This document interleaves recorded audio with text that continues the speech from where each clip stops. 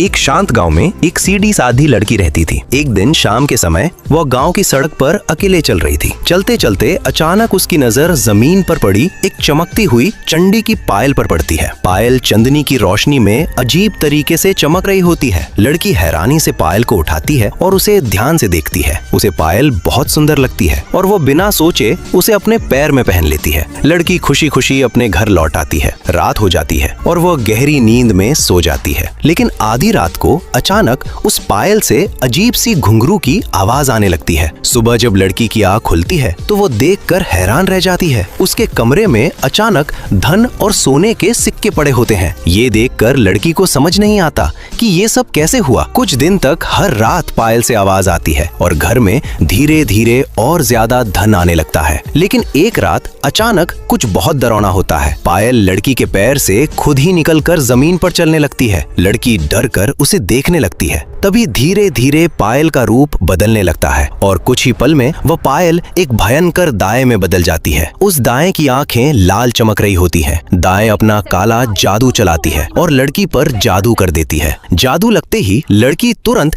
एक लोमड़ी में बदल जाती है। डर के मारे लोमड़ी वहां से भाग जाती है। भागते भागते वह एक पुराने मंदिर के पास पहुंचती है। तब लोमड़ी एक चालाक योजना बनाती है। वह पायल को उठाकर मंदिर के बड़े घंटे के बिल्कुल नीचे रख देती है। सुबह जब पुजारी मंदिर का घंटा जोर से बजाता है तो घंटी की आवाज पूरे मंदिर में गूंज उठती है और जैसे ही घंटा बजता है पायल अचानक टूट जाती है। उसमें छुपी दाएं जोर से चीख कर राख बनकर खत्म हो जाती है। जैसे ही दाएं का काला जादू खत्म होता है लोमड़ी धीरे धीरे फिर से उसी लड़की के रूप में बदल जाती है। इस तरह लड़की की जान बच जाती है और बुरी शक्ति का हमेशा के लिए अंत हो जाता है।